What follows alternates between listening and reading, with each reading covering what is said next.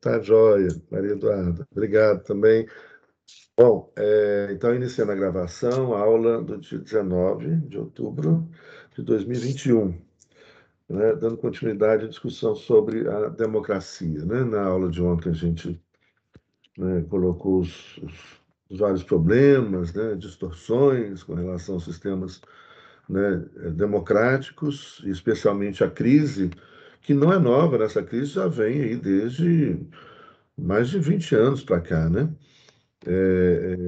E tem algumas importantes reflexões para a gente entender, né, essa crise da democracia representativa, que é grande. Né? Eu mencionei ontem o caso da França, uma abstenção, né, que chegou a quase 90%. Bom dia, Pedro, Maria Eduarda.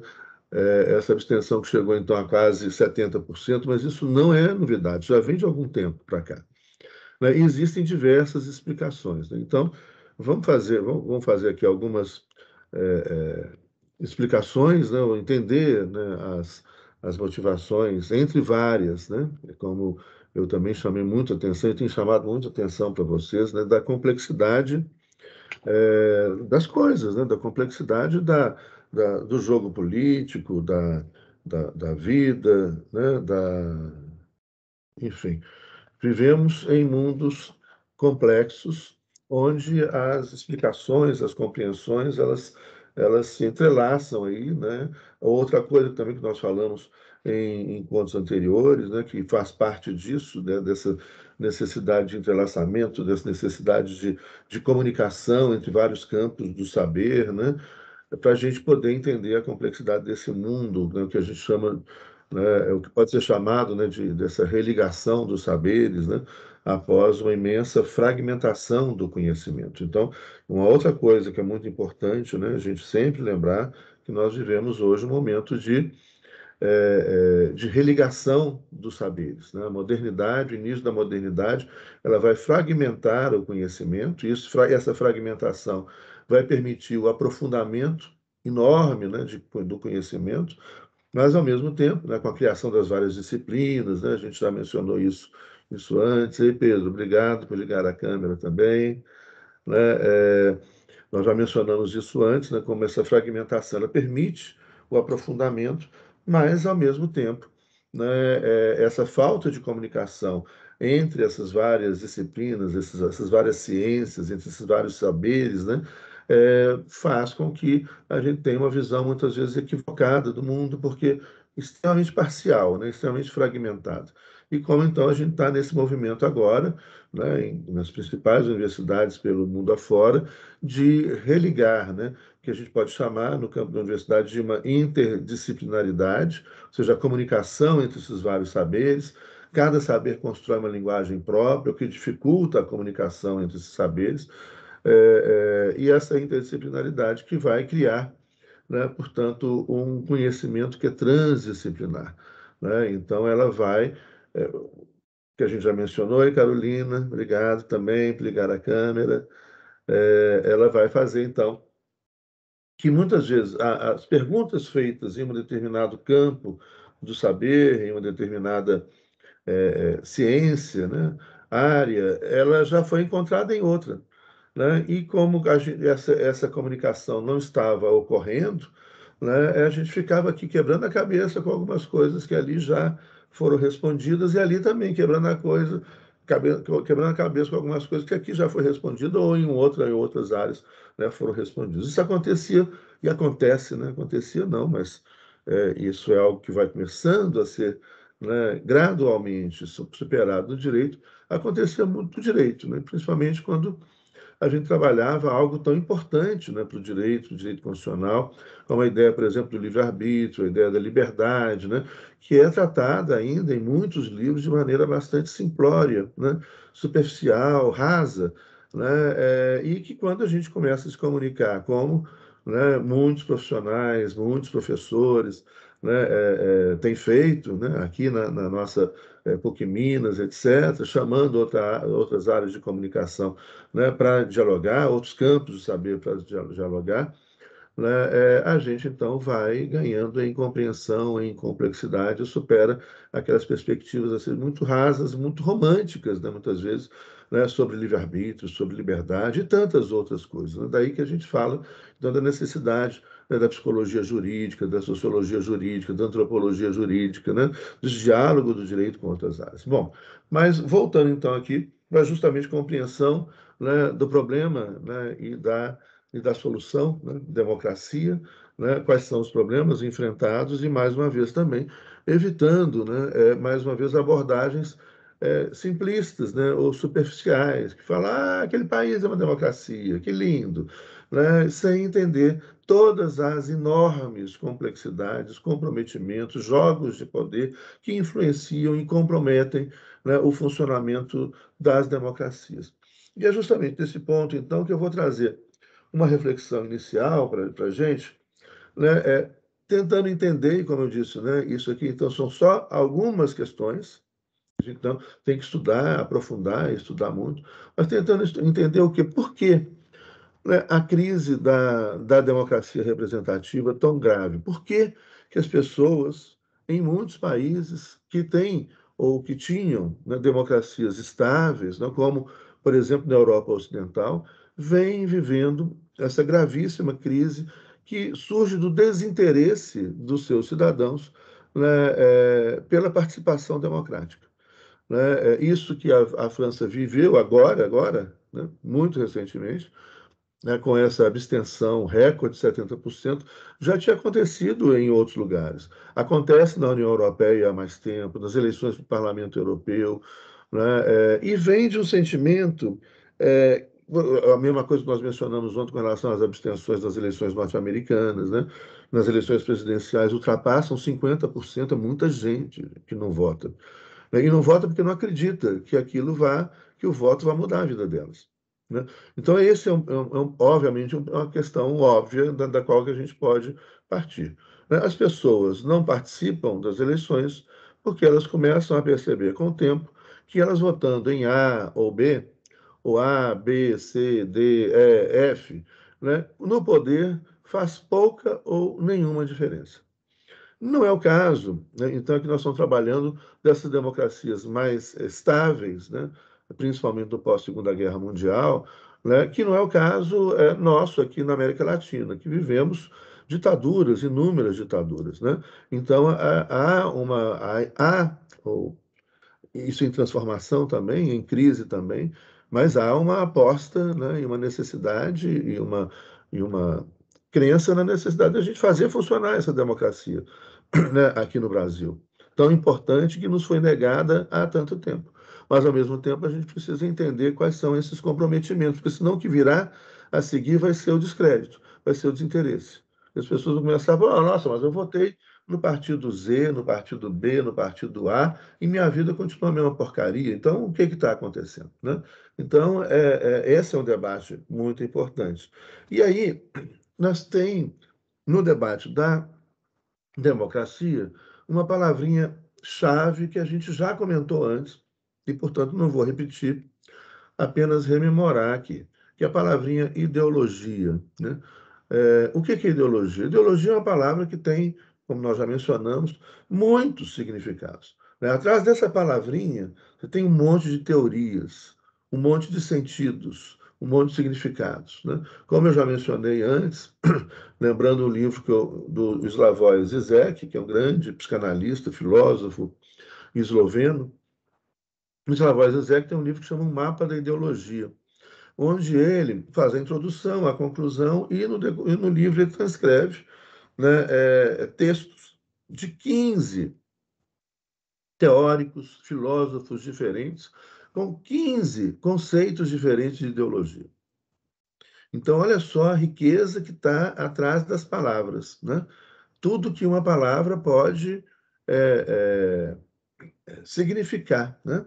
E, portanto, a importância de estudar, né? Para a gente ir além daqueles significados também superficiais, né? De palavras que são múltiplas, né? Que viajam no tempo, que têm vários sentidos.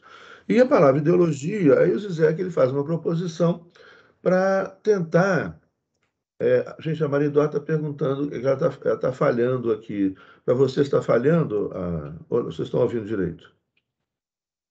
Não, Mariduardo, então deve ser talvez um problema de sinal aí com você. As pessoas estão falando aqui, tá? Bom, então, é, como que esses vários sentidos, etc., exigem justamente, né, e como que essas palavras, de maneira superficial, elas são enganosas, né? Por quê? Porque você vai ter, por exemplo, hoje, um exemplo simples, né? É uma palavrinha que passou a significar tudo, menos o que realmente ela significa, né? Que é comunista. Né? Todo mundo, comunista, aquela coisa irritante, insuportável, daquela ignorância insuportável, né? Onde a palavra significa tudo, menos o que historicamente, teoricamente, filosoficamente ela significa. Né? Então está aí o problema do desconhecimento da palavra e do afastamento, que dificulta a comunicação, né? São os limites, né, gerados, né, pela ignorância, pelo ódio, etc, etc. Então, essa questão dos interesses, você tem aí por trás disso uma ideologia no sentido negativo, ou seja, ideologia no sentido negativo, que o Zizek trabalhou, a ideologia enquanto distorção proposital, enquanto encobrimento. Ou seja, então, eu distorço propositalmente a realidade para levar as pessoas a acreditarem em algo que não corresponde à história, aos fatos, às possíveis e várias interpretações dos fatos. Né? Então, é disso aí, o exemplo que eu dei grosseiro que a gente vive, comunista. Né? Então, é essa coisa de uma ideologia que é criada para enganar as pessoas, para distorcer a realidade, para encobrir a história, para encobrir os fatos, para encobrir as ideias. Então, é ideologia no sentido negativo. Tem ideologia no sentido positivo, que a gente já falou também em aulas anteriores, tem gravado, né? Depois, se vocês quiserem, eu posso mandar o link para aprofundar isso aí. A ideologia enquanto a condição do ser humano. Ou seja, nós somos necessariamente seres ideológicos. Por quê? Porque a gente vê o mundo, inevitavelmente, por meio de nós mesmos, né? Por meio do que está aqui dentro. Né? Um sistema de ideias, pré-compreensões, preconceitos, vivências, né? Um monte de coisa está aqui. E é inevitável que a gente se comunique com o mundo, veja o mundo a partir de nós mesmos, a partir do que a gente se permitiu entender, estudar, compreender, a partir do que a gente teve medo, né, ou coragem, a partir do que a gente não estudou, que então impede compreender um monte de coisa, a partir de preconceitos, que impede radicalmente conhecer um monte de coisa, a partir de certezas, né? Última coisa que a gente pode ter quando a gente quer estudar e aprender, né? A certeza impede, né, o aprendizado. Né? A gente tem que ter dúvida, né? Mas não dúvida assim, eu duvido, eu discordo porque eu discordo. Não, isso é bobagem. Né? Dúvida é saber, olha, não estou entendendo isso. Né? Eu preciso aprofundar naquilo ali. Então, a questão da ideologia, que é uma condição humana. Nós somos seres ideológicos. A neutralidade é algo impossível ao ser humano. Nenhum ser humano é neutro. É impossível. Nós vemos o mundo, inevitavelmente, sempre a partir de nós mesmos. E, portanto, a partir do que a gente acredita, do que a gente estudou, dos nossos preconceitos, das nossas infelizes certezas e assim por diante. Né? Então, então, a ideologia no sentido negativo, existem mecanismos ideológicos negativos de encobrimento. Fake news, né, como a gente comentou na aula de ontem, é um mecanismo muito eficaz para acabar com a democracia, para destruir a democracia. Né? Não se constrói nada na mentira, né? E as pessoas vivem mergulhadas na mentira. Então, isso é um grande inimigo da democracia. Né? A guerra de afetos, né? Como mecanismo de guerra híbrida, que também a gente já falou, isso já viram aquela palestra que é muito importante quando a gente fala de democracia. Além disso, existem outros mecanismos. Existe, por exemplo, vou aqui então citar dois mecanismos que podem ser sutis, mas que passam muitas vezes desapercebidos, né? Que é, por exemplo, um mecanismo que não é novo, que é a naturalização de algo que não é natural, da naturalização das ciências sociais. de naturalização da história. Olha, né, nós já falamos isso várias vezes, a história e a filosofia. Com história e filosofia a gente entende tudo, né? E tudo é cultura, tudo é história. Nós somos seres mergulhados na cultura. Nós não existimos fora da história, nós não existimos fora da cultura, né? Então, nós somos seres históricos. Só que, ideologicamente, no sentido negativo, ou seja, como mentira, para enganar as pessoas, é comum, ainda hoje, mas isso vem já de algum tempo, né, da gente atribuir a um conhecimento histórico, social, né, a força de uma ciência natural. Lembrando que a própria natureza é história, né? Genética é história, biologia é história, né? Nós somos história. Você vê, a gente já vem com um monte de dados genéticos, de história, né? Tem uma gatinha nova aqui em casa, linda, gente, bonitinha, pequenininha. Gente, é impressionante, né? A força, está na nossa cara, né? A força da genética. Ela é pequenininha, ela já está pulando pela casa inteira, já sobe em todos os lugares, tem um impulso, e ela sabe, ela calcula, ela fica olhando por onde que ela vai descer, por onde que ela vai subir, ela faz o cálculo, e quando pula não erra, vai pum, né? Isso tudo é história genética, gente.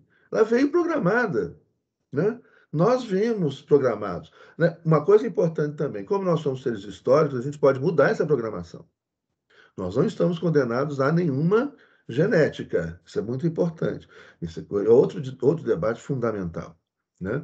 Mas nós estamos o tempo todo escrevendo história. Inclusive a história no nosso DNA, que pode ser mudado, a história do nosso DNA, inclusive. Né? Que a gente não está condenado a nenhuma história, porque nós somos seres históricos. Portanto, nós somos seres processuais. Portanto, a gente está mudando tudo e podemos mudar tudo o tempo todo. Nós não estamos condenados a nada, a não ser que a gente acredite que a gente não pode mudar. Se a gente acredita que não pode mudar, aí dançou. Aí está condenado mesmo, acabou. Né? Mas a gente pode mudar as nossas sociedades, pode mudar a nossa história. A gatinha também, ela pode mudar, ela vai acrescentar novas habilidades, né? Com a vivência dela nesse momento, né? Então, bonitinha, gente, mas vem programada, já sabe o que fazer, aí vai fazendo. Quem tem bicho sabe disso, gente. E como os bichos são sensíveis, como os bichos se comunicam, os bichos entendem as palavras, né? Bicho é cultura também, claro, eles têm suas culturas. Não é a cultura da abelha. Funciona muito melhor do que a cultura do ser humano, tá? Essa bosta que está aí, né? A cultura de vários outros animais que vivem em cultura, que vivem na história.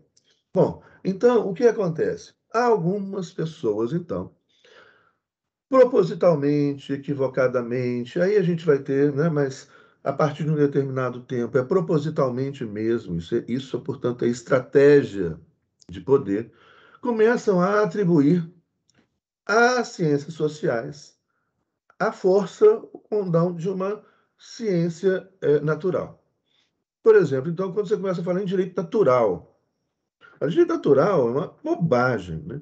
Direito natural. Há uma natureza humana estática? Não, ela é histórica. Aí o sujeito chega e fala, mas a liberdade é natural no ser humano. Gente, de jeito nenhum. Sabe por quê? Liberdade é conceito, palavra, história. O que é liberdade num tempo não é considerado liberdade no outro tempo. O que é liberdade para uma cultura não é considerado liberdade na outra cultura. O que é essencial em uma cultura, que coloca como culturalmente essencial a ideia de liberdade, para outra cultura não é. É a harmonia, por exemplo, na cultura chinesa, que não trabalha, por exemplo, com o conceito de liberdade individual. Mesmo porque o indivíduo é uma invenção moderna, que não tem 500 anos que se inventa o indivíduo. Aí a gente chega a falar, a liberdade individual é da natureza humana. Mentira, brutal, grosseira, errada, errado. Né? Ela é conceitual. Né? Nós estamos trabalhando em mundos que são mundos históricos, culturais, onde a gente constrói, inclusive sentires, né? A gente constrói forma de sentir. Por exemplo, esse amor romântico, que muitas pessoas ainda têm, e que está, eu sou um romântico, né? Que tá no final da contemporaneidade. Esse amor romântico é uma construção cultural do século XIX e século XX, né? Essa coisa da pessoa ficar apaixonada. Eu sou desse, assim, eu fico. Eu deito na rede, fico pensando, né, em amores perdidos, amores a serem conquistados, né, e aí a gente fica, isso é cultural, isso não é uma condição humana, não é. Você vai pegar antes, esse amor romântico é uma construção, né, do século XIX, né? E aí vai outras coisas, né, que são construções históricas, né? Várias outras, das relações das pessoas, da forma de sentir. A forma de sentir, ela não é única, né? As pessoas sentem de maneira diferente e elas sentem de acordo com a cultura, né? Então, por exemplo, a relação com a morte. Tem determinadas culturas que a morte é percebida como libertação. Você libertou o espírito desse corpo que limitava aquele espírito, um corpo adoecido. Então, a morte você comemora. Que bom! A pessoa foi agora ser livre numa outra dimensão. Para outras culturas, a morte é pesada, a morte é triste, a morte é. Isso, o sentir é cultural. Bom, e aí então chegam os caras lá e falam: olha, há um direito natural, a liberdade. Tem o pior ainda, gente. Tem gente que fala que a propriedade privada é um direito natural. Não tem coisa mais estúpida do que isso, né? Rousseau, aliás, no discurso, né, sobre a desigualdade, o Rousseau, fabuloso. Depois vocês olhem aí, procurem o Rousseau, vocês vão encontrar em PDF o Contrato Social e outros escritos, né, que traz esses escritos sobre a desigualdade entre os homens. E ele fala lá que uma das causas, né, de tanta morte, tanta violência. Olha, qual que é a causa? Vamos pensar aí, né, que vocês já viveram, já leram e conhecem. Qual que é hoje, talvez, a principal? Hoje não, já, né, como diria Rousseau, né, desde que isso foi inventado, ou seja, desde que a propriedade privada foi inventada, as pessoas se matam. Se matam por bens, por propriedade, né, por riqueza, dinheiro, propriedade, propriedade. Isso é uma invenção cultural. Né? Muitas culturas hoje existentes, milhares de culturas hoje existentes, não têm, não trabalham com a ideia de indivíduo nem de propriedade privada. As culturas originárias, né, a esmagadora maioria, não trabalha com a ideia de propriedade privada. Isso é uma invenção cultural. Aí o sujeito chega e fala: não, isso é um direito natural. Sempre existiu. Mentira. Né? Ah, liberdade, sempre individual, sempre. Mentira. Construções recentes, né, se tomarmos a história, né, ou toda a história. E aí, então, isso é feito não só no direito, né, com esses direitos naturais, né, que não são naturais, são históricos, são criações, né? E aí, então, portanto, o debate se coloca em outro lugar, e essa artificialidade é uma forma ideológica para enganar as pessoas, porque as pessoas chegam, olha, então se isso é natural, eu não preciso debater sobre isso, eu só tenho que aceitar, né? É igual a, a lei da gravidade, né? A lei da gravidade, eu vou soltar essa caneta aqui, ela vai cair. Se eu ficar a manhã toda soltando a caneta aqui sobre o computador, vai estragar o computador e vai estragar a caneta. Eles não vão aguentar continuar vendo o professor soltando a caneta. Mas o fato é que não adianta eu tomar uma decisão aqui e falar: essa caneta não vai cair. Caiu. Isso é uma lei da natureza. Não adianta, portanto, eu fazer uma lei federal para impedir que a caneta caia. Ela vai cair. Não adianta eu fazer uma emenda à Constituição para impedir que a caneta caia. Ela vai cair. Mas se eu estudar, né, muito, né, se eu estudar, porque a sociedade se corrompe, né, sabe? Se eu estudar muito, eu posso ver, né, como trabalhar com a gravidade. Aí você já tem, por exemplo, testes, né, para astronautas, eles vão um avião que sobe lá muito alto, e depois o avião começa a ir em queda livre. E aí, dentro do avião, dá a sensação da ausência de gravidade. As pessoas começam a flutuar dentro do avião. Né, são testes para. Você começa, então, a estudar e você começa a desafiar a lei da gravidade. Entender a gravidade, que é uma coisa assim fabulosa, fabulosa, fantástica, sensacional, né, e inexplicável ainda. Né? O que é a gravidade? Interessantíssimo estudar isso. Vai ler física quântica, lê o Rosselli, que eu li nessa. É sensacional. Ele vai trabalhar muito também com, com Einstein, com outros que vão começar a trabalhar a questão da gravidade. Agora, a gravidade é o que a gente chama, então, portanto, de uma lei natural. A gente pode, até com muito estudo e conhecimento, começar a dominá-la, não sei, né? A desafiá-la, né? Mas, principalmente, a primeira coisa que tem que fazer é entender. Mas falar que a propriedade privada é igual à lei da gravidade, isso é mentira. Isso é mentira. Não é uma lei natural. Então, qual é o primeiro efeito dessa ação ideológica de distorção da realidade? É fazer com que as pessoas não questionem a realidade, não questionem o direito e aceitem como se isso fosse natural. Ah, gente, sempre foi assim, sempre será. Né? E aí tem umas outras bobagens monumentais que vêm na esteira disso. Pobreza sempre teve, sempre terá. Mentira. Violência sempre teve, sempre terá. Mentira. E a gente precisa aí trabalhar com o conceito do que é violência, do que é agressividade. Vamos lá, Freud, depois a gente pode comentar isso aí. Né? A gente naturaliza coisas que são históricas e que, portanto, a gente pode mudar. A gente não precisa viver nessa sociedade que está aí, né? Nessa coisa horrorosa que nós construímos aí. Nós podemos mudar. Isso não é natural. A desigualdade não é natural. A pobreza não é natural. Essa violência não é natural. E, portanto, a gente pode mudar porque nós podemos construir a nossa história. Viu a força da ideologia? A ideologia nos desmobiliza. A ideologia como mentira, a ideologia como distorção proposital. E aí, então, fizeram pior. Transferiram ou começaram a falar que, e aí nós vamos chegar no ponto, então, do descrédito da democracia representativa na Europa hoje. Né? Na Europa e nos Estados Unidos.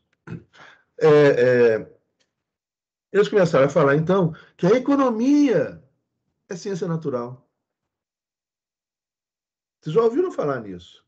Aí vai chegar um cara lá no século XVIII, XIX, vai chegar e falar: não, laissez-faire, laissez-passer, deixa passar, deixa fazer, deixa acontecer, porque a economia é uma ciência natural, então as coisas vão se acomodando naturalmente. E se a gente tentar intervir na economia, a gente só vai atrapalhar, porque a economia ela tem como que um atributo de uma ciência natural. Se você deixar a coisa ir, né? Livre mercado, deixa aí, tudo vai se ajustar, todo mundo vai ser feliz, etc. E o que a gente viu que aconteceu, né, com o livre mercado capitalista, outra coisa importante. Mercado é uma coisa, capitalismo é outra coisa. Livre mercado existe sem capitalismo. E, aliás, o capitalismo compromete o livre mercado. Então, aí são outras confusões ideológicas grosseiras que algumas pessoas que não estudaram, né, começam a repetir. O livre mercado é o capitalismo é o livre mercado. Não, mentira. Mercado você tem há séculos. Mercado, troca. Livre mercado, livre troca. Isso tem há séculos. O capitalismo é uma invenção moderna. E o capitalismo vai acabar com o livre mercado. Por quê? Porque vai ter grandes empresas que vão controlar tudo. Você vai ter gigantes empresas que vão controlar o mercado, que vão se apoderar do mercado, né, de petróleo, do mercado de combustível, do mercado de drogas, do mercado de sei lá o que vocês imaginarem. Que aí você vai ter uma empresa gigante que vai tomando conta de tudo. Né? Ela vai tomar conta de todos os supermercados, vão ser daquela empresa, né? Ou vai ter um oligopólio, ou grandes. Você vai juntando, né? Aí você vai. Isso, ou seja, o capitalismo, na verdade, tem se mostrado inimigo do livre mercado. Nó! Na hora que os caras ouvirem o que eu falei aqui agora, eles vão me matar. Mas é óbvio, gente, é só pensar, não é? Não é só pensar, o que eu estou falando, não é só observar o mundo que está à volta, que facilmente vocês vão perceber isso. Como que o capitalismo virou o inimigo do livre mercado, da livre troca, não é? Vai concentrando tudo, vai tomando conta de tudo, coloca o preço que quiser, coloca o preço que quiser nas coisas. Você tem um oligopólio, um monopólio, né? Coloca o preço que quiser. Exatamente, é por causa do conservadorismo, Maria Eduarda. Acertou. Só que o que a história do liberalismo que a gente estudou vai é que o liberalismo morreu nas mãos do conservadorismo. Ele não sobreviveu. Porque justamente faltou o quê? Quem protegesse o livre mercado. que foi a tentativa, então, da Lei Sherman nos Estados Unidos no século XIX. Nó, que confusão, né? Pois é. Mas não é não. Né? A história vai nos mostrando isso. Ah, gente, me dá uma antipatia desses. Outro dia tinha uns meninos, gente. Tem que, claro, claro, você tem assim, mas é uma coisa que também foi perdendo. Assim. As pessoas acham que já sabem tudo aos 16 anos de idade, né? Talvez sempre tenha sido assim. Né? O problema é continuar acreditando nisso, né? E desvalorizar, né, o conhecimento, né, e a experiência. Uma carreira acadêmica, por exemplo, ela requer tempo, porque requer tempo ler, né, todos esses livros. Requer tempo pensar sobre cada livro que você leu. Requer tempo, né, estudar. Isso precisa de tempo. Precisa de tempo. É por isso que tem uma relação muito grande, né, entre o estudo, a carreira longa, né, de um professor, que requer não só acumulação de conhecimento, não é acumulação, né, mas essa transformação permanente do seu conhecimento, agregando novos conhecimentos, novas experiências. Né? Então, isso requer tempo. Isso não existe sem tempo. Então, esses caras lá no século XIX começam a falar isso. Não, a economia é uma ciência natural. Então, logo, tudo que vem, né, eu não posso, portanto, olha que grave isso, eu não posso, portanto, intervir na economia para fazer com que a economia seja justa para todo mundo. Não, você não pode fazer isso porque ela é uma ciência natural. Se você intervir, vai atrapalhar tudo. Não é esse o discurso que está aí? Ah, eu não posso. Não, então aí você começa a naturalizar a pobreza. E mais cruel, né, que você começa então a dizer que a pobreza é culpa do pobre. Olha que louco! O sujeito é pobre porque ele escolheu ser. O sujeito é pobre porque ele é. E aí você tem, no século XIX, tem um chamado darwinismo social, que os caras da economia vão chegar e lá, trabalhar. Há uma incompreensão, aliás, né, sobre Darwin, né, que é a evolução das espécies. Depois a gente já falou sobre isso, mas eu posso rememorar aqui. Eu atribuo isso à economia, onde então os mais aptos, né, são aqueles que podem votar, o voto censitário. Os mais aptos são os ricos. Esses sempre prosseguem. Os pobres vão ser eliminados, porque eles são inaptos. Tinha um personagem do Chico Anísio, você não deve ter conhecido o Chico Anísio, mesmo porque o Chico Anísio, né, aqueles comediantes de 20, 30 anos atrás eram bem preconceituosos, né, horrorosos. Mas tinha um personagem do Chico Anísio que era muito interessante, que ele falava, era um deputado conservador, que ele falava assim, pobre, pobre tem que morrer, pobre tem que morrer. Né? É mais ou menos isso. É isso, né, que os liberais do século XIX vão falar.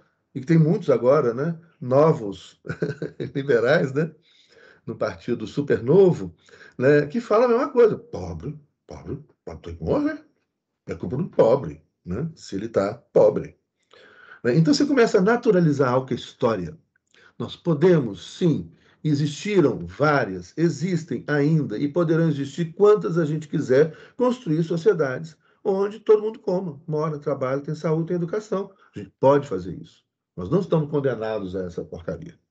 Mas quando você atribui ou naturaliza algo que não é natural, você está dizendo, então, que a pobreza é igual à lei da gravidade, né? Que a desigualdade econômica é igual à lei da gravidade. Que a gente está condenado a isso para o resto da vida da gente.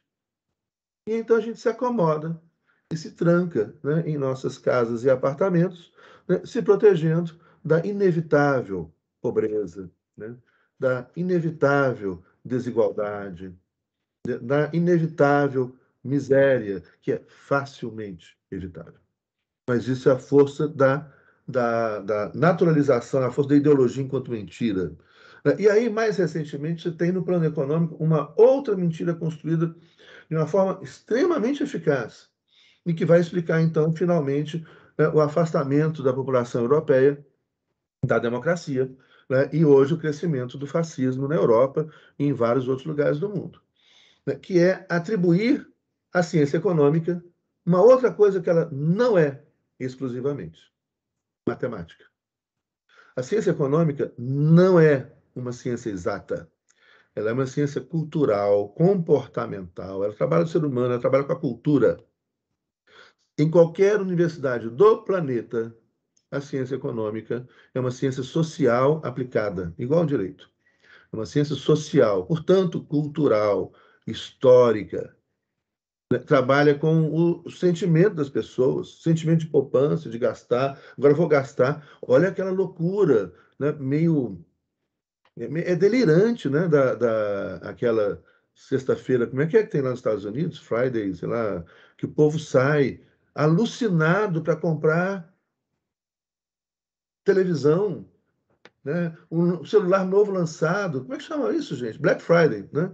Ainda usa Black Friday. Gente, aquilo é uma coisa doentia. Mas é uma doença social, né? E individual, que a psicanálise trata. O cara sai atropelando todo mundo. Saiu um celular novo.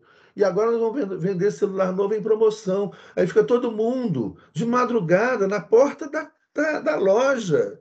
Quando abre a loja, entra todo mundo se pisoteando. Já morreu gente, né? Machuca um monte de gente pisoteando para pegar. Eu comprei o primeiro celular novo da nova geração, do tal celular, de tal companhia.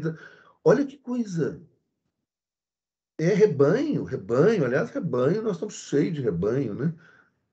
Rebanho, rebanho. É, é, é, isso do ponto de vista cognitivo, né? Do ponto de vista. Isso é de parca inteligência, né? De pouca inteligência. E também de um sentimento equivocado, né? Onde achar que a pessoa vai achar que vai se realizar. É óbvio, aí isso é Freud, né? A falta, seres faltantes. E a gente então vai se realizar no consumo, mas isso é provocado, né? Pela propaganda, pelo marketing, etc. Onde você acha, não, eu vou comprar. Todo dia eu saio para comprar uma coisa nova. Porque eu chego, né, preenchido em casa. Ah, comprei, meu vazio foi suprido. Só que amanhã lançou um produto novo. E aí que é a sociedade do desespero, a sociedade do ultraconsumo, a sociedade do desespero, porque todo dia tem um produto novo. Né? Imagina, você vai. E isso é de propósito, né? De propósito. Você podia já ter um celular muito, muito, muito, muito, muito mais avançado que esse. Mas você vai lançando isso aos poucos. Então, aí, a cada ano você lança um, aí depois você diminui, a cada 6 meses você lança um novo, aí depois a cada 3 meses você lança um novo, e a pessoa fica completamente escravizada para ter o último modelo. Né? Até a cada ano você lança um modelo novo de automóvel, aí o sujeito comprou seu automóvel, começou a desfilar com seu automóvel, olha, lá estou eu com o meu carro novo, né? Ele se transfere no carro, né? Se sente poderoso. Nossa, outro dia eu vi um vídeo de um. Eu não vou comentar, não, porque é pessoa conhecida. Aí o sujeito lá no carro novo dele, aí ele filmou, botou nas redes sociais. Olha aqui. Aí ele filmava ele dirigindo, ele estava só. Depois filmava o painel do carro para mostrar que era um Porsche. Lindo, um Porsche. Aí, olha, meu Porsche, olha, eu estou passeando no domingo. Olha aqui, o meu bairro, é lindo. Olha meu Porsche. Olha, agora. E aí daí há 6 meses saiu um Porsche novo. Aí agora, apaga, apaga, seu Porsche é velho, apaga, apaga. Esse Porsche não mais serve para mostrar quão poderoso você é, porque está andando dentro de um Porsche. Bom, isso tudo é provocado, né, gente? Isso tudo é construído. Isso tudo é culturalmente construído e nos posto pelo poder para nos escravizar nesse sem fim, né, de achar que nos realizamos no consumo. Eu lembro uma vez eu vi Roseli, mas nunca, olha, eu já viajei muitos países, muito, viajava toda semana. Viajar agora com essa pandemia, estou louco para voltar a viajar, que faz muita falta. Nunca comprei nada viajando. Mas nunca. Imagina, eu odeio carregar. Eu viajo com uma maleta assim, né? Até 16 dias de viagem, a minha mala é desse tamanho, dessa grossura. Hoje não é que eu não tomo banho, não, e nem lave roupa, tá? Mas é porque cabe ali umas 15 cuecas, né, 10 blusas, dá, né? Eu levo o suficiente aí o carro. Quando é Aí mais do eu que estou isso, contestando o senhor que a Black Friday também tem os seus privilégios. não, Podemos prefiro que não. fazer compras com algumas outras coisas que interessam, comprar uma viagem, né? Que a gente aproveita o preço está mais baixo nesse período. Mas na internet, sem sair pisoteando as pessoas. Na internet. Na internet, aí tudo bem, aí Mas pode. pode Na ir para internet. fila também lá nos Estados Unidos fazer compra, que eu já fiz isso, chegar lá meia-noite, Ah, sair. não, Roseli, não, não. Cansei de fazer isso, sair daqui só para ir para o Black Friday e voltar. Nossa, nossa. Gente, uma vez eu viajei com uma pessoa, e essa pessoa ela foi no magazine em Paris, assim, para comprar sombrinhas maravilhosas daquele magazine chiquérrimo, né? Passou a tarde escolhendo sombrinha. Aí, falei, gente, Paris está lá fora, gente, tem um café ali na esquina, vamos tomar um vinho, vamos sentir o cheiro da cidade. E depois a pessoa saiu com um monte de sombrinha andando pela cidade, assim, falou, ó, eu falei, deixa que eu te ajudo a carregar as sombrinhas. Não, não, eu mesmo carrego. Aí ficou, porque eu fiquei enchendo o saco, eu falei, não fica dentro do magazine comprando. Não vai viajar para comprar, Roseli, não viaje mais para comprar.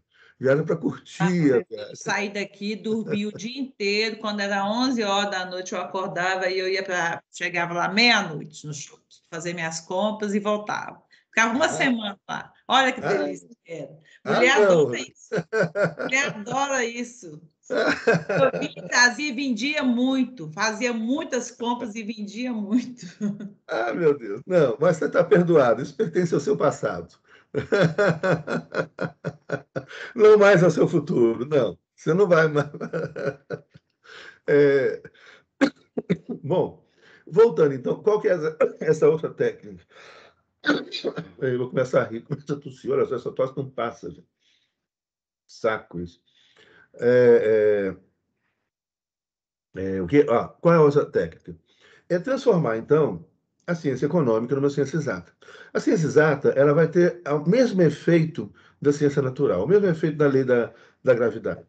Né? Ela vai ser o quê? Olha, imagina, se é uma ciência exata, né?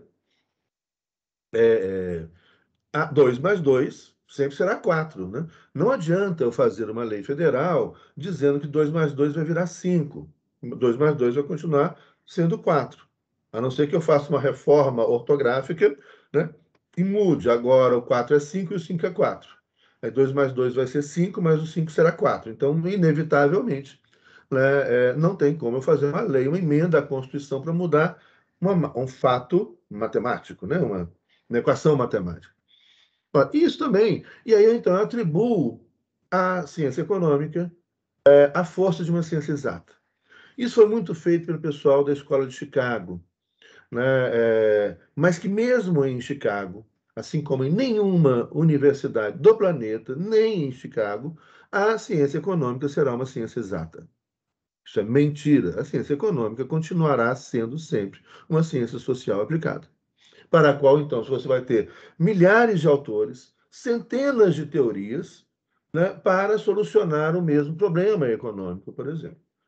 Então, só que aí você tem um problema. Você começa a mudar a relação do conhecimento, né, a relação da economia com a política e com o direito.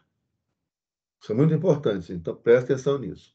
Olha, no Estado liberal, lá atrás, os liberais diziam: olha, o direito é uma coisa, a economia é outra coisa. E o direito não pode entrar no espaço econômico, porque economia é a natureza, né? As coisas vão se ajustando naturalmente. Se o direito tentar invadir a economia, né, o direito vai atrapalhar a economia. Então, a função do direito passa a ser afastar a política da economia. É a negação da política econômica, a negação da economia política, a negação de várias ciências e cientistas que, inclusive, foram importantíssimos para a ciência econômica no século XIX. Entre eles, Marx, né, que é estudado hoje pelos magnatas alemães. Pelo que vão entender, olha, o cara, no século XIX, ele escreveu tudo o que ia acontecer e que aconteceu. Então, esse cara é foda, esse cara deve entender muito, vamos entender ele. Antes de eu chegar e falar, Marx, que monstro. Não, vamos entender. Ele falou que ia acontecer isso com a economia capitalista. Então, esse cara entendeu alguma coisa que a gente não entendeu, mesmo que seja para salvar a economia capitalista. O que os caras estão fazendo, né, hoje, em vários lugares do mundo, eles estão estudando Marx para salvar a economia capitalista. Alguns. Por quê? Olha, se o cara entendeu toda a engrenagem e falou tudo que ia acontecer, e tudo que ele falou que ia acontecer, aconteceu, então é porque ele entendeu a engrenagem do sistema, desse sistema econômico.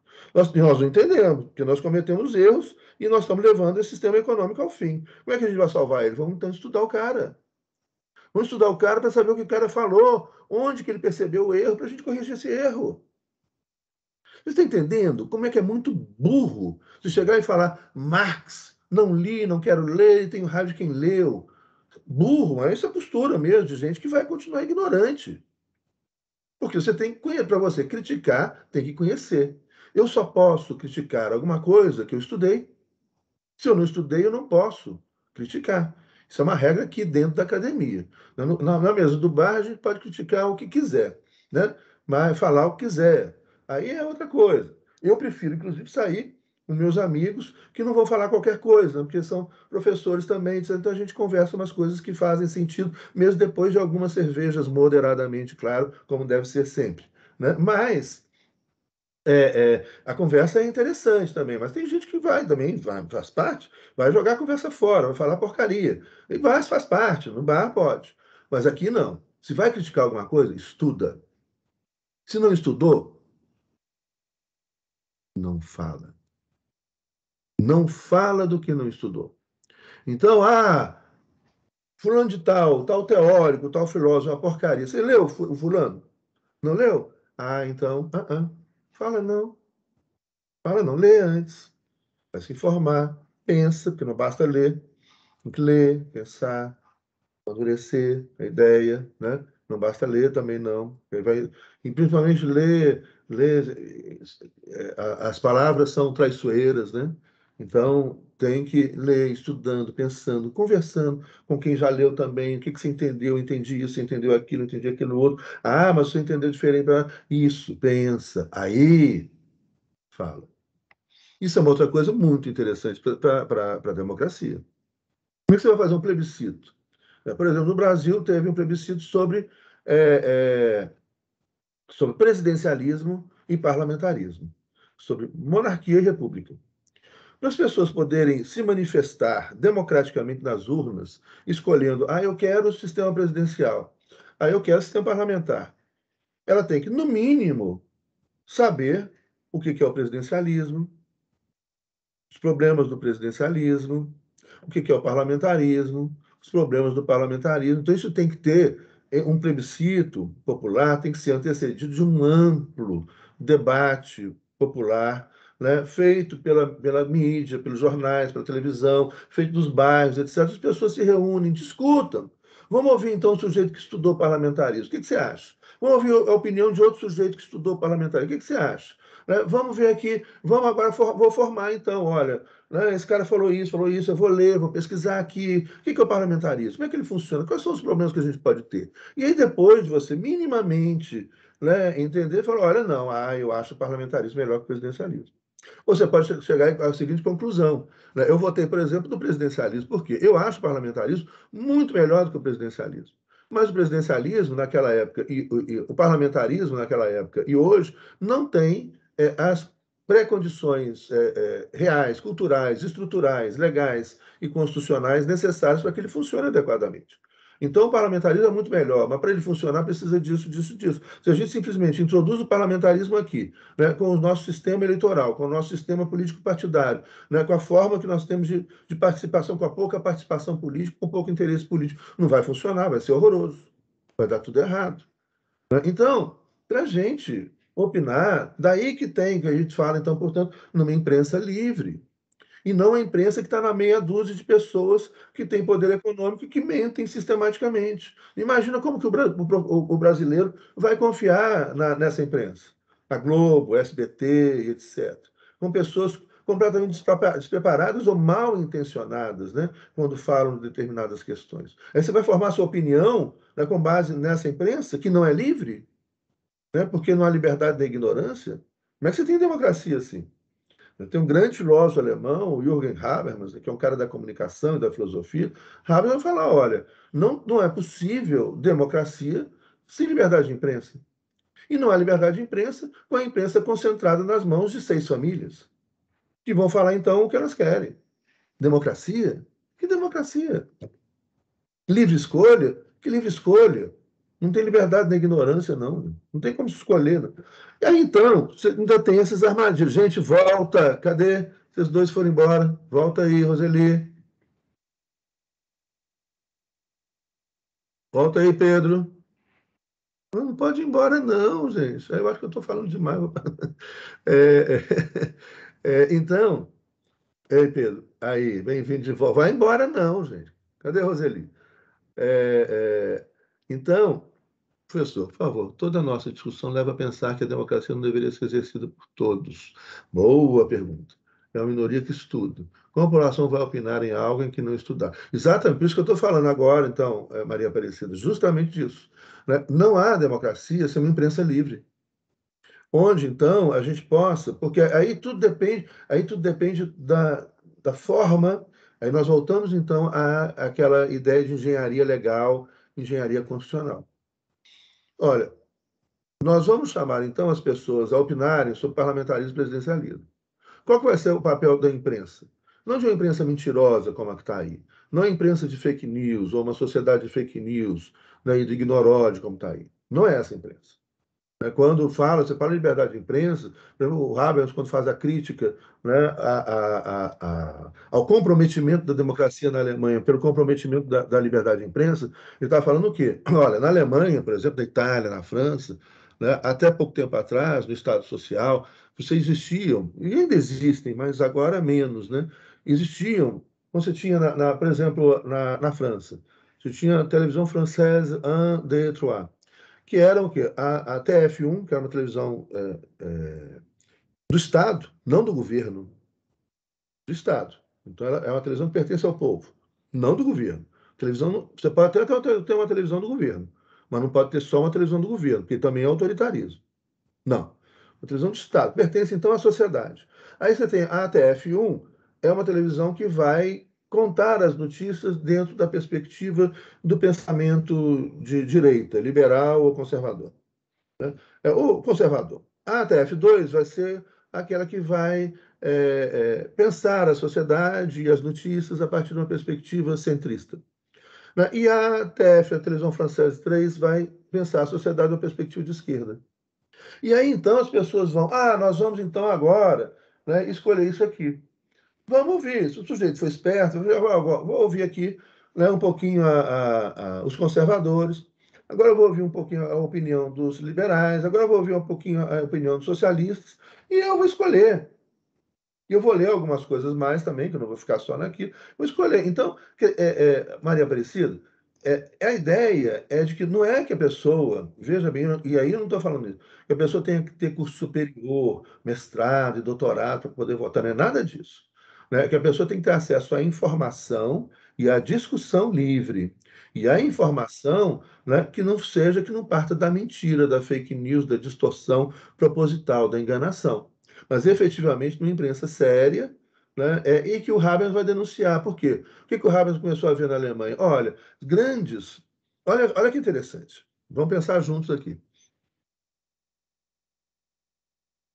Então, marido, justamente, marido, então aí você tem um problema sério. Não há democracia sem democracia social. Não há democracia na desigualdade. Não há democracia na miséria. Né? Não há democracia sem democracia econômica. Não é possível ter uma democracia de verdade, né, com tanta desigualdade, com tanta miséria, com tanta exploração. Não é. Aí você foi no ponto. Não dá. Então a gente tem que acabar, para a gente ter uma democracia que funcione, tem que acabar com a miséria, com a desigualdade radical, né, com a falta de educação pública de qualidade gratuita para todo mundo, né, com a falta de saúde para todo mundo, porque a pessoa doente também não vai pensar direito. Né? É exatamente isso. Né? Então, os debates democráticos podem servir, sim, muito para ensinar. Né? O problema é quando a gente vê, por exemplo, os últimos debates. E aí eu estou trazendo os problemas que a gente tem vivido hoje, que é um problema que a gente vive no Brasil e que vive em várias partes do mundo. O problema é que o debate democrático ele deixou de existir, né, quando as pessoas usam os tempos do debate televisivo, né? Se não me engano, o primeiro debate na televisão foi entre Kennedy e Nixon, né? A partir daí começou a criar esses debates televisivos, para você conhecer o candidato mais de perto. Antes você ia lá, ia nos comícios, né? Ainda vai. É, o problema é que esses debates, em vez de debater propostas, ideias, viraram debate de agressão pessoal. Fulano é corrupto, fulano é ladrão, fulano é isso, fulano é aquilo. Aí isso não educa nada, aliás, você deseduca, né? Isso não é debate político. Aí você pega aí os debates, os últimos debates que a gente teve entre dois candidatos, foi entre o Aécio e a Dilma. Olha, boa parte daqueles debates, vocês podem resgatar na internet, era o quê? Né? Você é isso, né? Você é aquilo, você é isso outro, você. E aí ia abaixando, né? Ia abaixando. Isso não é debate político, não, gente. Eu acho, aliás, que a população, e muitos começam a fazer isso. Fala, olha, se começou a fazer isso, e há alguns que se recusam a debater, porque não tem o que debater, é um vazio, é um oco, igual o atual presidente da República. É um oco, é um nada, é um vazio. Vai debater o quê? Né? Não, pode citar sim. Maria Eduarda, a gente tem obrigação de citar. Agora, seguindo a orientação do Papa Francisco, nós temos que denunciar o fascismo. Quem se cala diante do fascismo é responsável pelas mortes geradas pelo fascismo. Nós temos a obrigação. E os professores têm obrigação de denunciar isso. É um ataque ao Estado de Direito, é um ataque à Constituição, é um ataque à democracia, é um oco, é um nada, é um vazio, né? É um ursinho de pelúcia, que é um nada, né? É isso. E que bom que está gravando. Tem pode botar na internet, né? Porque é isso. Nós temos a obrigação de denunciar o fascismo, de denunciar a mentira, porque isso é um ataque à democracia. Então, vamos falar assim, desse, né? Dos outros que estão no jogo eleitoral, né? E que estão aí debatendo ideias. Ah, que bom! Então, cada um defende suas ideias, a gente defende nossas ideias, mas a gente estuda para ver se eles estão mentindo ou não estão mentindo, que é o grande problema, né? É o problema de um debate, que é um debate também no campo da mentira. Pessoas mentem, mentem dados, mentem informações, inventam informações. Como é que funciona a democracia assim? Bom, e o efeito disso tudo, então? Vamos lá. Olha, se eu atribuo, vamos pensar lá, voltando lá para a ciência exata. Se eu atribuo a força, né, de uma ciência exata a, a uma ciência social, a economia, por exemplo. Então eu chego e falo, qual a relação que vai ser? Uma relação democrática entre três campos de ciências sociais: política, direito e economia. O que foi construído no século XIX, XVIII, XIX, início do século XX, foi então isso aqui. O direito protege a economia da política. Essa é a função da Constituição Liberal. Não deixar a política invadir a economia. A economia é uma ciência natural. Então, são certezas. Né? Isso não funcionou. Afundou. O que veio depois? Veio, então, a ideia da economia política. Tanto uma economia política mais à esquerda, né, no socialismo, nos estados socialistas, como a economia política centrista, ou até de centro-direita. Né, que os sociais-liberais vão adotar no pós-Segunda Guerra Mundial, os sociais-democratas vão adotar a economia política. Então, você pegar, por exemplo, Europa, vamos comparar, Europa Ocidental, pós-Segunda Guerra Mundial. Estados Unidos, a partir do governo Roosevelt, né, em 1900. Roosevelt é eleito, né? Ele assiste ao poder mais ou menos na mesma época de Hitler. Acho que foi. Também, Hitler foi eleito em 33 e assumiu em 34. Roosevelt foi por aí também, acho que foi 34 também. Roosevelt era um cara do novo Partido Democrata, que começava a trabalhar com economia política. John Maynard Keynes, que vai falar o quê? Olha, não. Esse negócio da economia, que é natural, isso é bobagem, isso deu errado, isso foi superado, ficou lá no século XIX. Morreu ali o liberalismo, no início do século XX, Primeira Guerra Mundial. Aí vai falar, não, é necessário que a política direcione a ação econômica para que a gente tenha crescimento, né, bem-estar e felicidade. Qual é a finalidade da economia? Gerar bem-estar para as pessoas. Que as pessoas morem, que todo mundo trabalhe, que todo mundo tenha um salário justo. Essa é a finalidade da economia. Então, Keynes vai chegar a falar e vai construir, então, esse social-liberalismo, a social-democracia, o capitalismo social keynesiano. Keynes vai chegar, grande, né, teórico inglês, ele vai chegar e falar, olha, não, então a economia ela tem que estar subordinada à política e ao direito. Ou seja, é problema do economista, enquanto cientista social, encontrar a solução para que todo mundo come, trabalhe, tenha saúde, seja feliz. Para que todo mundo, para que respeite a Constituição, que por sua vez é criada pela política. Então a gente chega a uma equação bastante, né, historicamente, eu diria, né, correta, né, que é o quê? A política, numa democracia, é a política que cria o direito. Se é um sistema autoritário, é o ditador, é o líder carismático, né? É o economista fraudado de sábio, que vai dizer como é que vai ser a economia e que vai dizer como é que vai ser o direito. Mas numa democracia, é a política que cria o direito. E a política, no momento que cria o direito, ela condiciona a economia como um direito econômico. Então, com as constituições sociais, surgiu uma disciplina que vocês vão estudar mais adiante, que é o direito econômico. Essa Constituição, então, vai dizer. Cadê a minha Constituição? Está ali, ó. Está aqui. A nossa Constituição é uma Constituição social liberal. Você vai encontrar nela dispositivos de origem socialista e de origem liberal, mas ela é social liberal. Ela não seria social-democrata. As constituições sociais-democratas são mais avançadas que a nossa. Mas ela é social-liberal, né, cheirando um pouquinho a alguma coisa de social-democracia. Assim como o governo Lula. O governo Lula não foi um governo social-democrata, foi um governo social-liberal. Os ricos ficaram muito mais ricos. Não teve distribuição de riqueza, teve crescimento econômico que fez com que os miseráveis virassem pobres, que os pobres virassem classe média, que a classe média virasse classe média alta, que a classe média alta. E que as pessoas, todo mundo ganhou, né, no governo Lula. Lula não é socialista, o irmão dele é. Lula não é comunista de jeito nenhum. Né? Ele rejeita isso. Lula nem social-democrata é, gente. Lula é um social-capitalista. O governo dele foi social-capitalista. Foi minimamente civilizado, né? E não essa coisa que está aí. Aí, lá no artigo. Cadê o artigo? 170. Vamos lá. Artigo 170. Olha só o que diz. Isso aqui, gente, importante demais pensar isso. A Constituição, as palavras que estão na Constituição, são norma jurídica obrigatória. Isso aqui não é discurso político. Isso aqui não é. Ela vem da política. Tem que vir da política. Porque é uma Constituição democrática, feita pelos representantes do povo. Então, o direito vem da política. Portanto, o direito é essencialmente político. Não imagine. Às vezes tem uns alunos falando uma coisa. Ah, gente, a aula do professor Zé Luiz é muito política. Sim, claro, porque ela é de ciência política. Né? E a aula de direito civil não é política. A aula de direito civil é mais política do que a minha. Sabe por quê? Porque é teoria de Estado, que é direito constitucional. Porque direito constitucional é política.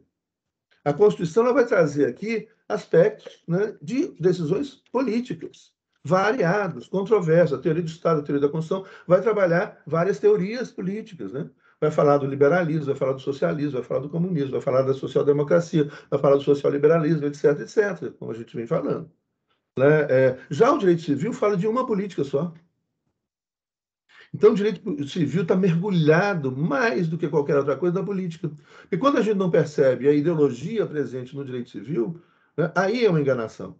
Óbvio, o direito civil, o Código Civil, ele é fruto da política, de uma política. Ele é o resultado de uma escolha política. Então, portanto, ali vocês estão estudando só uma escolha política. Vocês não estão vendo as outras possibilidades políticas do direito civil. Então, esse é mais político, é mais ideológico do que a teoria do Estado, onde a gente vê as várias políticas. Entenderam? Então, a visão equivocada, falar, o professor de direito penal, ele não é ideológico. Ele é essencialmente, porque ele está trabalhando algo que é produto da política. Direito penal, direito civil, é política pura. Né? Você está falando lá de família, de propriedade, de posse, de herança. O que você vai fazer com a propriedade? Quais são as garantias da propriedade? Né? O sujeito que violou a propriedade que vai preso. Né? O outro sujeito que violou a propriedade que não foi preso. Por que que não foi preso? Política. Né? E a outra coisa que tem que pensar, quem é que faz o direito penal? São os políticos, são os deputados, senadores que estão ali. Isso ajuda a gente a entender também o óbvio, né? Por que que tem algumas pessoas que sempre vão presas e outras pessoas que nunca vão presas? Olha a composição do Congresso brasileiro, olha a composição do Congresso norte-americano. Por que que nos Estados Unidos os negros vão presos sempre? E muitas vezes são violentados, né, e até mortos. E os brancos não. Olha a composição do Congresso norte-americano. Faz isso quando acabar agora. Vê quantos homens brancos tem no Congresso brasileiro e quantos homens brancos tem no Congresso norte-americano. Quantos homens brancos milionários no Congresso brasileiro e quantos homens brancos milionários no Congresso norte-americano. E aí você pergunta, por que que os pobres sempre vão presos? Por que que os atos que as pessoas fazem, né? Que é uma outra coisa para vocês pensarem, né? E esses encontros que você precisa pensar. Olha só, qual é a melhor maneira, a mais rápida maneira de acabar com a corrupção? Diz aí. Tem uma solução rápida, você pode solucionar isso em um mês. Acabar com a corrupção. Legaliza. Legaliza a corrupção.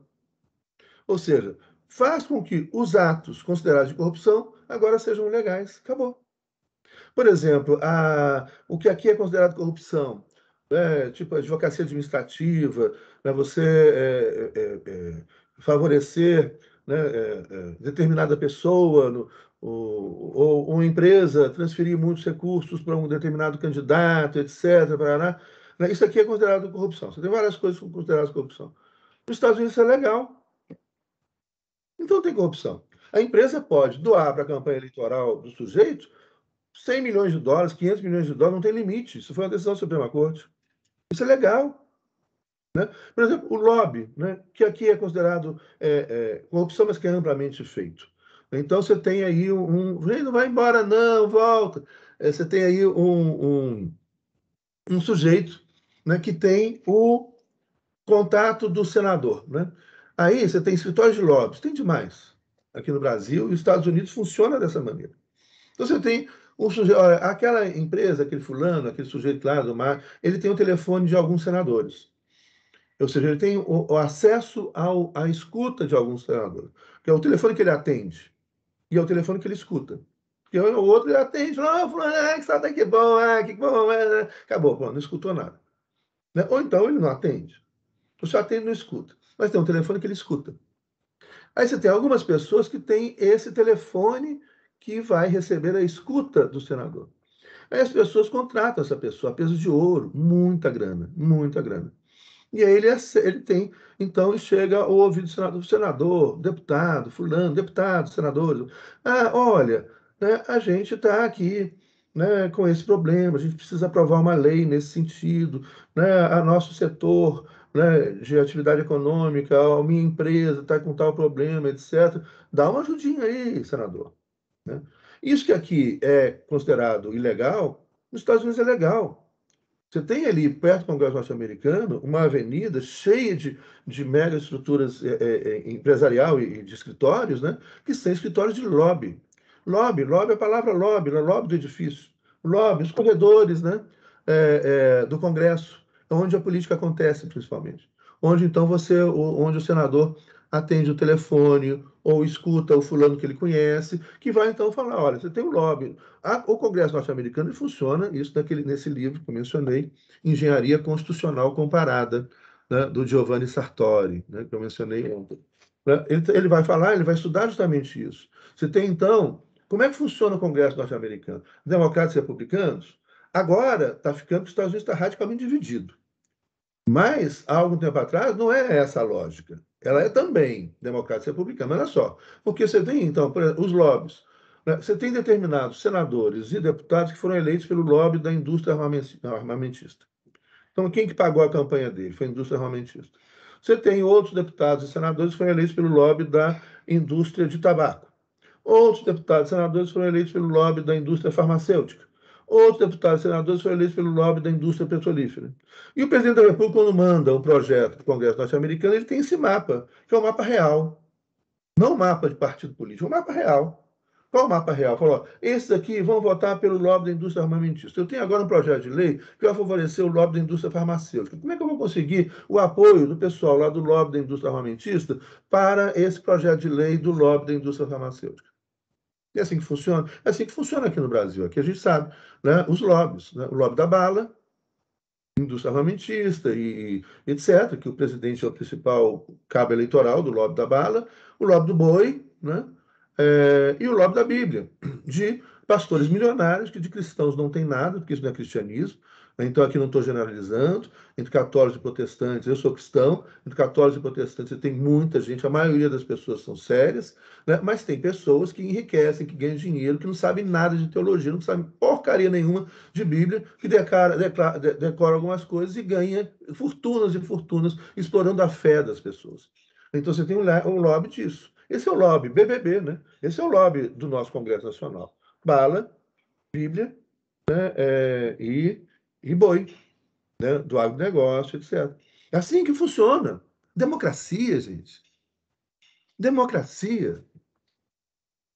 E democracia. Então, você tem. Aí a gente precisa. E aí, então, voltando ali, né, à questão da. Aí você tem algo que. Como é que eu vou desmobilizar essas pessoas? Olha, começa a falar então que a economia é uma ciência exata. Logo, quem é que pode falar pela economia? É o... Ah, claro, Maria Aparecida, sim, os bancos. BBBBB. E se a gente pensar mais, tem muito, tem mais. Mas, claro, os bancos, gente. Os Fiesp, sim. Né? Os bancos, gente, os bancos.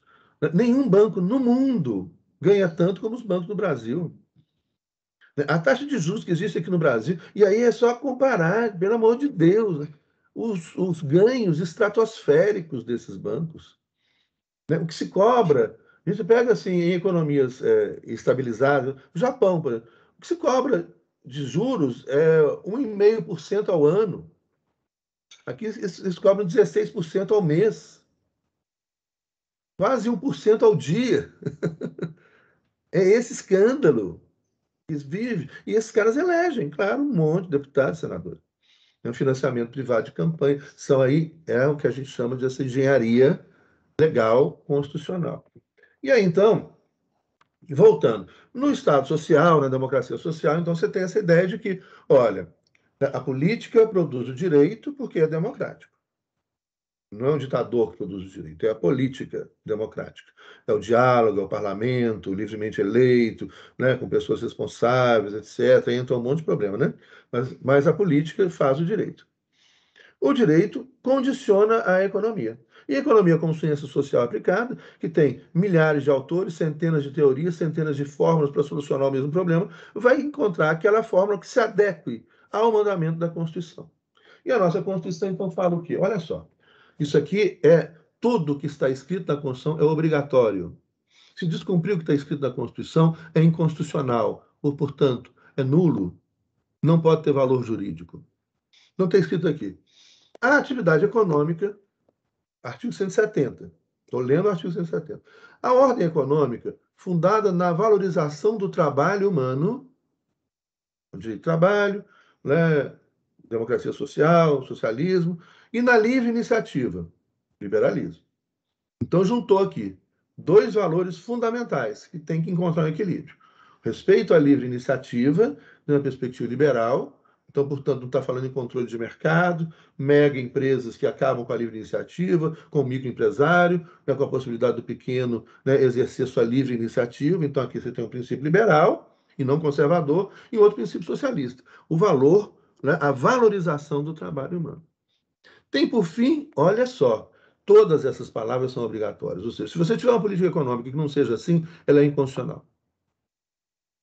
Tem por fim assegurar a todos existência digna, conforme os ditames. Tem por fim, então a ordem econômica tem por fim assegurar a todas as pessoas uma existência digna. Se a política do governo, isso aqui é uma política de Estado, é obrigatória para todos os governos. Se Se você tem uma política do governo que não assegura isso, ela é inconstitucional. Tem, por fim, assegurar toda a existência digna, conforme os ditames da justiça social, observados os seguintes princípios. Artigo 170 da Constituição Federal. E aí vem, olha que interessante. Quais são os princípios? Inciso 1, soberania nacional. Então, eu posso ter um governo que entrega a Petrobras, que entrega o petróleo, que destrói a economia nacional, que destrói a empresa nacional. Posso não, é inconstitucional. 2, propriedade privada. Proteção, princípio liberal, capitalista liberal, né? Mas esse princípio, pode ser um princípio também conservador. Não é não, sabe por quê? Inciso 3, função social da propriedade. Então, a propriedade privada ela é assegurada pela Constituição, mas ela tem que cumprir a sua função social. Então, fora conservadores. Né? Isso aqui está, então, juntando um princípio liberal, propriedade privada, com um princípio de origem social, socialista, a função social da propriedade. Então, isso significa o quê? Está aqui na Constituição também mais adiante, mas não vou ficar lendo tudo isso aqui. Significa o quê? Que se o sujeito tem uma propriedade, terras e mais terras, e não dá uma função social a essa propriedade, né, não faz produzir, não gera emprego, significa o quê? Que ele pode perder a sua propriedade para a reforma agrária. Está aqui no artigo 176. Não, 173 e seguintes. Espera aí. Mentira, então, artigo 182. Então, anota aí para depois vocês lerem a Constituição. Não ficar lendo aqui, não. Artigo 182. Né? Daí a política urbana, a função social da propriedade urbana, e antes a gente vai encontrar a função social da propriedade rural. Também aqui. Artigo 186. A função social é cumprida, anota aí, artigo 182, artigo 186, vocês lerem depois.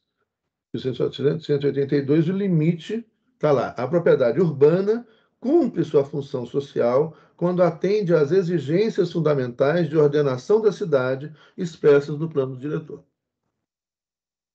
E o artigo 186, a função social é cumprida quando a propriedade rural atende simultaneamente, segundo critérios e graus de exigência estabelecidos em lei, aos seguintes requisitos: aproveitamento racional e adequado da propriedade rural. Então, se a propriedade tem vocação para plantar e você não planta, põe meia dúzia de boi ali, reforma agrária nela. Não está cumprindo sua função social. 2, utilização adequada dos recursos naturais disponíveis e preservação do meio ambiente. Então, se o sujeito põe fogo na mata, põe fogo para plantar, destrói a natureza, destrói a mata, né, desrespeitando a lei federal, né, reforma agrária nele. Já viu que não está sobrando nenhuma propriedade privada. Observância das disposições que regulam as relações de trabalho. Então, se a propriedade rural tem trabalho escravo, reforma agrária nele. Exploração que favoreça o bem-estar dos proprietários e dos trabalhadores. Mesma coisa, trabalho escravo. Teve um cara, agora o Le Monde, um repórter do Le Monde, francês, foi entrevistar alguns fazendeiros na Geórgia, no sul dos Estados Unidos. E encontrou vários fazendeiros brancos, né, proprietários, ricos, com grandes propriedades, que trabalhavam ainda com trabalho escravo. Estados Unidos 2020. Estados Unidos 2020. O Brasil é cheio de trabalho escravo. O cara ainda deu, com a maior cara de pau na entrevista, que foi publicado na França, e Le Monde é traduzido para vários lugares do mundo, inclusive para o Brasil. Foi publicado no Brasil. O cara falava, olha, mas que trabalho escravo o quê? Isso o fazendeiro lá branco falando. Trabalho escravo o quê, gente? O cara mora bem, ele tem uma casa boa. Ele come, eu dou comida para ele. O que mais ele quer? Você ainda quer que eu dê salário? Trabalho escravo. E o cara assume com todo o verbo, com todas as palavras, publicadas num jornal de circulação internacional. Então, e aí vai, voltando lá para o artigo 170, dos princípios da ordem econômica. Então, aqui é a política fazendo o direito, a Constituição, e a Constituição limitando a economia. Então, além soberania nacional, propriedade privada, função social da propriedade, livre concorrência, olha o princípio liberal aí, defesa do consumidor, olha a proteção ao cidadão aí, defesa do meio ambiente, inclusive mediante tratamento diferenciado conforme o impacto ambiental dos produtos e serviços e seus processos de elaboração e prestação. Ou seja, proteção, inclusive, especial àquele produtor que protege o meio ambiente. Né? Redução das desigualdades regionais e sociais, inciso 7. Busca do pleno emprego, inciso 8. E aí vai. Aqui, o 9, nosso inciso 9. Tratamento favorecido para as empresas de pequeno porte constituídas sob as leis brasileiras e que tenham sua sede de administração no país. Proteção ao micro, pequeno empresário, né, esse que exerce a sua livre iniciativa e livre concorrência aqui no Brasil, e não nas mega empresas que vêm de fora comprando tudo aqui. Isso aqui são os 9 incisos do artigo 170. Isso não são palavras, né? Isso é lei. Isso é lei fundamental, isso é a Constituição. Isso é obrigatório. Nenhuma lei que se faça pode ir contra isso aqui. Nenhum ato administrativo feito por qualquer governo pode ir contra isso aqui.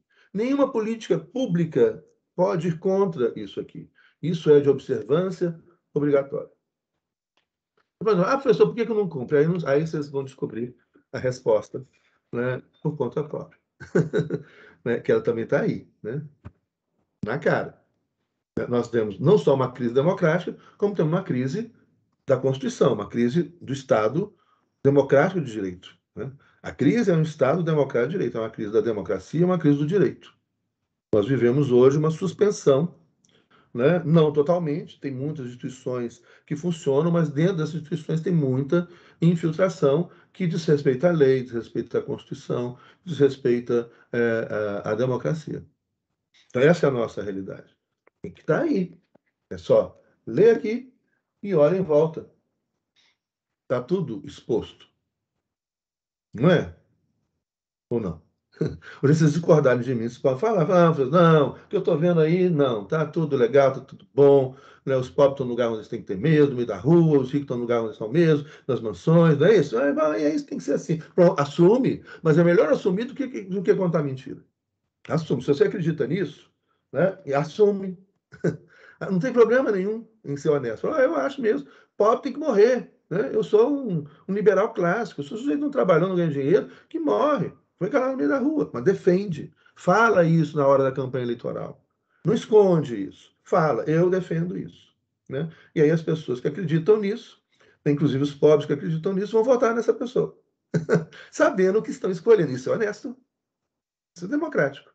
O que não é democrático é mentir, encobrir, distorcer e falar que a economia é uma questão matemática. Não é. Né? Mas se eu falo que a economia é uma questão matemática, o que acontece? O que começa a acontecer? Então chegamos aí ao núcleo, né, do nosso questionamento hoje e a resposta de por que, né, os europeus não votam mais. Por que 70%, 50%? Né? Isso, obviamente, varia de país para país, porque varia do problema em cada país. Né? Mas isso tem sido um problema já há cerca de mais de 20 anos, né? Desde a ascensão do neoliberalismo e dos governos neoliberais, né? E dessa matematização da economia. O que acontece? Se as pessoas admitem, e muita gente boa caiu nessa conversa, muita gente boa caiu nessa conversa. Né? Inclusive, muita gente de esquerda e de direita, de centro, de todos os lados caíram nessa conversa.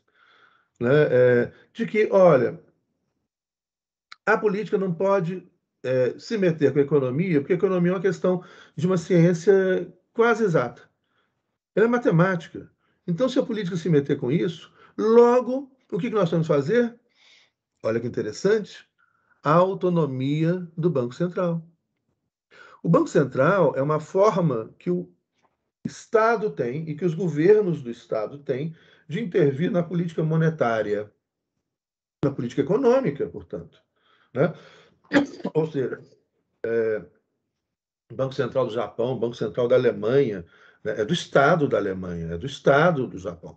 Né? E é um instrumento que os governos do Estado têm para intervir em políticas monetárias, em políticas econômicas. Para fazer o quê? Para fazer justiça social. Né? Assim como o Estado ser dono do Banco do Brasil, uma Caixa Econômica Federal, é um mecanismo que o Estado, que os governos do Estado têm para fazer política social, justiça social, acesso ao crédito para comprar moradia sem pagar juros exorbitantes. Isso é função do Banco do Brasil, da Caixa Econômica Federal, né, do Banco Central, que regula todos os bancos, que vai evitar, então, esses abusos dos bancos com lucros estratosféricos. Isso é mecanismo de política econômica. Quando eu falo em privatização do Banco do Brasil, privatização da Caixa Econômica Federal, né, e autonomia do Banco Central, eu estou falando o quê? Eu estou abrindo mão da possibilidade da política e da Constituição limitar a ação do sistema. E eu estou permitindo, então, que as pessoas tenham lucros de bilhões de dólares anuais, como tem. Né?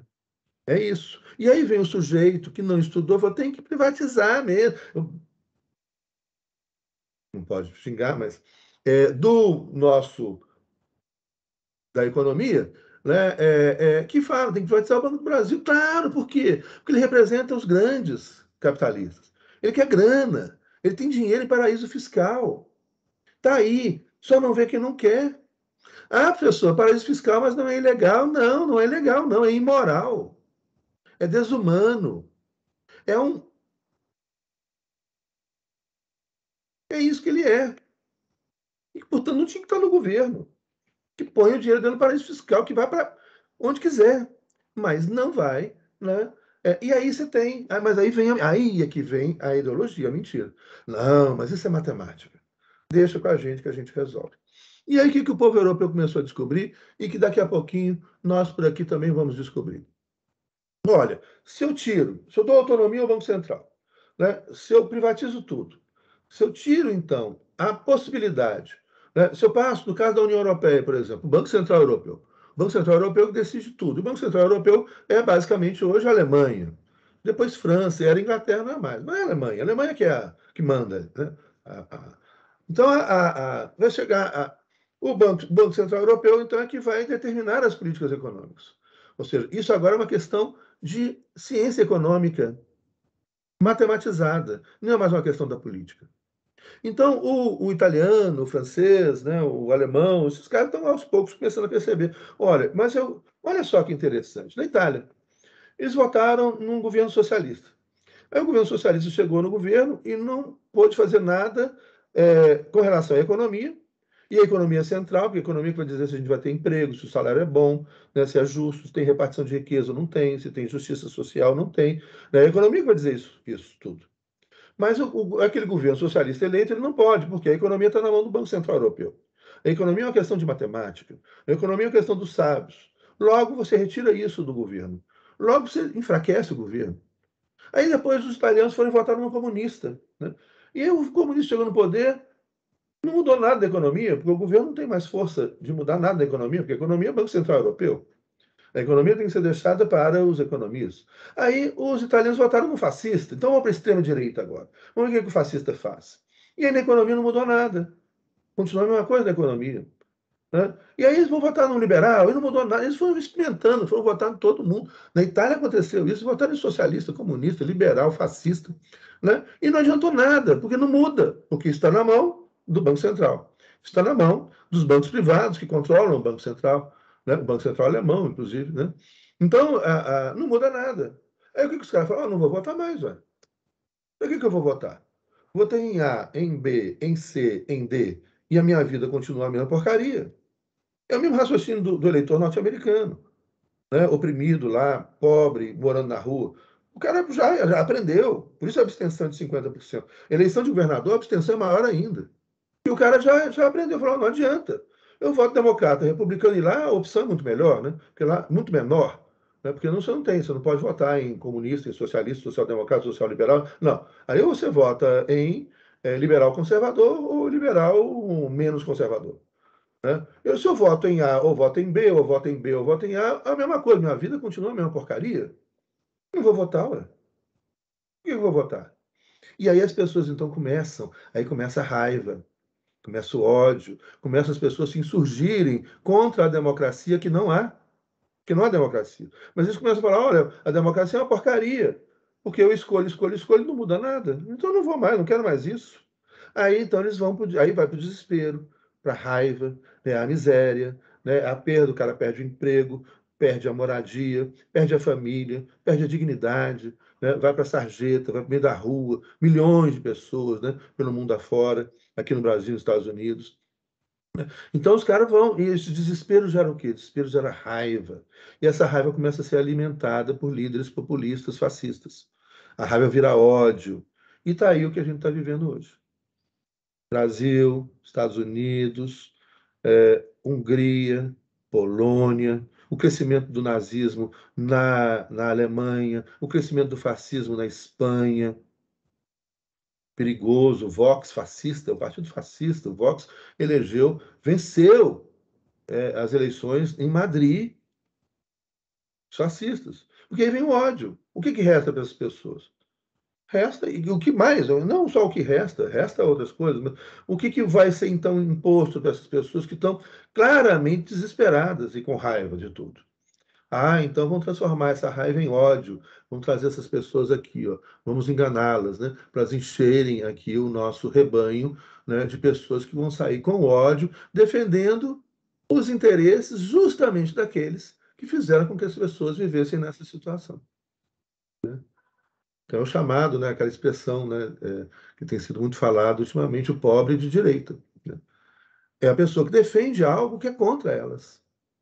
Mas ela não está pensando, porque aí vem as fake news, a inteligência artificial, né, o capitalismo de vigilância, aí vem tudo isso e chega e fala: olha, não, né, agora vocês têm que se rebelar, porque a culpa é dos. Ah, é a culpa de quem? A culpa é dos comunistas. A culpa é dos comunistas. Tadinho, os caras estão fora do poder há tanto tempo. Se é que tiveram, né? Tem o Partido Comunista Chinês, né? Mas será que os membros do Partido Comunista Chinês são comunistas? Tadinho dos comunistas, gente. Cara, dos comunistas, esse aqui. Mas aí a culpa é do comunista. Aí tudo virou comunista, né? A física quântica virou comunista, a universidade virou comunista, todos os professores viraram comunistas, né? Os livros viraram coisa de comunista. Né? Isso viram com esses caras. Né? É isso, é a simplificação do mundo, é o rasteiro, é o não racionalizado, é o não pensado, né? É o ignoródio. Então, isso são mecanismos que afetam, né, hoje, mais do que nunca, profundamente, essa democracia que foi construída recentemente. A democracia representativa, com outros mecanismos, que a gente vai estudar na próxima aula, e que vai estar presente na Constituição. Então, uma democracia constitucional. Na próxima aula, vamos trabalhar o conceito de democracia constitucional, que deveria ser, né? Porque a gente já trabalhou, então, todos os problemas que estão hoje, né, atacando a democracia, atacando a Constituição. A gente falou disso hoje e ontem. Né? A próxima aula a gente vai trabalhar, então, conceitualmente, o que deveria ser uma democracia constitucional, né? O que pode ser uma democracia constitucional, e o que será, né? Porque nós vamos ultrapassar esse momento trágico da história brasileira, né? E vamos depois começar a estudar os sistemas de governo, presidencialismo, parlamentarismo, né? Isso aí na semana que vem, na outra semana, já caminhando, né, mais para o fim da matéria, depois com a organização territorial chegando no federalismo. E com isso aí o grande finale. Tá bom? Bom, gente, é isso então. Muito obrigado. Até semana que vem. Tudo de bom para vocês.